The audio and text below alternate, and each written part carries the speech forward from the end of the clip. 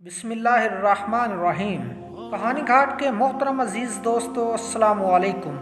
रबी बिन सुलेमान रहमतुल्लाह अलैह फरमाते हैं कि मैं हज के लिए जा रहा था। मेरे साथ मेरे साथी भी थे। जब हम कूफा पहुँचे तो वहाँ मैं ज़रूरियात सफ़र ख़रीदने के लिए बाज़ारों में घूम रहा था कि देखा कि एक वीरान सी जगह में एक खच्चर मरा हुआ था और एक औरत जिसके कपड़े बहुत पुराने बोसीदा से थे, चाकू लिए हुए उसके गोश्त के टुकड़े काट काट कर एक जंबील में रख रही थी। मुझे ये ख्याल आया कि ये मुर्दार गोश्त ले जा रही है, इस पर सुकूत हरगिज़ नहीं करना चाहिए। शायद ये औरत लोगों को यही पका कर खिलाती हो। सो मैं चुपके से उसके पीछे हो लिया, इस तरह कि वो मुझे ना दिखे। मेरे प्यारो, रबी बिन सुलेमान रहमतुल्लाह अलैह मजीद फरमाते हैं कि वो औरत एक बड़े मकान में पहुंची जिसका दरवाज़ा भी ऊंचा था। उसने जाकर दरवाज़ा खटखटाया। अंदर से आवाज़ आई, कौन है? उसने कहा, दरवाज़ा खोलो, मैं बदहाल हूँ। दरवाज़ा खोला गया और घर में 4 लड़कियाँ नजर आईं जिनके चेहरे से बदहाली और मुसीबत के आसार जाहिर हो रहे थे। वो औरत अंदर आ गई और जंबील उन लड़कियों के सामने रख दी। मैं कबाड़ों की दर्जों से झांक रहा था। मैंने देखा अंदर से घर बिल्कुल बर्बाद और खाली था। उस औरत ने रोते हुए लड़कियों से कहा, इसको पका लो और अल्लाह का शुक्र अदा करो। वो लड़कियां गोश्त काट काट कर उसको आग पर भूनने लगी। मुझे बहुत तकलीफ हुई। मैंने बाहर से आवाज़ दी कि अल्लाह की बंदी, अल्लाह के वास्ते इसको ना खाओ। वो कहने लगी, तुम कौन हो? मैंने कहा, मैं एक परदेसी आदमी हूँ। उसने जवाब दिया, तो हमसे क्या चाहता है? फिर मजीद कहने लगी, 3 साल से ना हमारा कोई मुआइन है और ना ही कोई मददगार है, तो क्या चाहता है? मैंने कहा, मजूसियों के एक फ़िरका के सिवा मुर्दार का गोश्त किसी मज़हब में जायज़ नहीं। वो कहने लगी, हम ख़ानदान नबूवत के शरीफ सैयद हैं। इन लड़कियों का बाप एक बड़ा शरीफ आदमी था। वो अपने ही जैसों से इनका निकाह करना चाहता था, लेकिन नौबत ना आई। उसका इंतकाल हो गया। जो तरका उसने छोड़ा वो सब ख़त्म हो गया।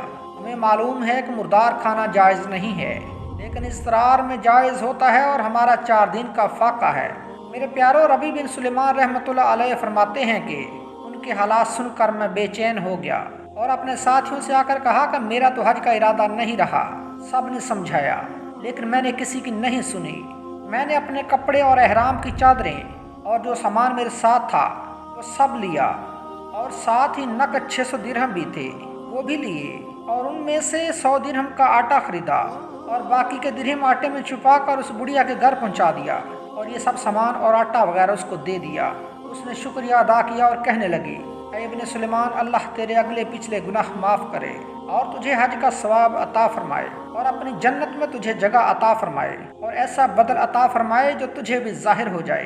रबी बिन सुलेमान रहमतुल्लाह अलैह फरमाते हैं कि हज का काफिला रवाना हो गया। मैं उनके इस्तकबाल के लिए कूफा ही रुका रहा ताकि उनसे अपने लिए दुआ भी करवाऊँ। जब हुजाज का एक काफिला मेरी आंखों के सामने गुजरा तो मुझे अपने हज से महरूम रह जाने पर बहुत अफसोस हुआ और रन से मेरे आंसू निकल आए। जब मैं उनसे मिला तो मैंने कहा, अल्लाह ताला तुम्हारा हज कबूल फरमाए और तुम्हारे अखराजात का तुम्हें बदला अता फरमाए। उनमें से एक ने कहा, यह कैसी दुआ है? मैंने कहा, यह उस शख्स की दुआ है जो दरवाज़ा तक की हाजिरी से महरूम हो गया। वो कहने लगे, बड़े ताज्जुब की बात है, अब तो इससे भी इनकार करता है कि तू हमारे साथ अरफात के मैदान में न था। तूने हमारे साथ रिमी जुमेरात नहीं की, तूने हमारे साथ तवाफ़ नहीं किए। मैं अपने दिल में सोचने लगा, ये अल्लाह का लुत्फ़ है। इतने में मेरे शहर के हाजियों का काफ़िला आ गया। मैंने कहा, अल्लाह ताला तुम्हारी सही मंजूर फरमाए, तुम्हारा हज कबूल फरमाए। वो भी कहने लगे, तू हमारे साथ अरफात में नहीं था, रिमी जुमेरात नहीं की तूने हमारे साथ, अब तू इनकार कर रहा है। उनमें से मज़ीद एक शख्स आगे बढ़ा और कहने लगा, भाई इनकार क्यों करते हो? तुम हमारे साथ मक्का में नहीं थे या मदीना में नहीं थे जब हम कब्र अतहर सल्लल्लाहु अलैहि वसल्लम की ज़ियारत करके बाब जिब्राइल से बाहर आ रहे थे? उस वक्त अज़दहाम की कसरत की वजह से तुमने यह थैली मेरे पास अमानत रखवाई थी जिसकी मोहर पर लिखा हुआ है कि जो हमसे मामला करता है नफ़ा कमाता है। फिर उसने मज़ीद कहा, ये लो अपनी थैली वापस ले लो।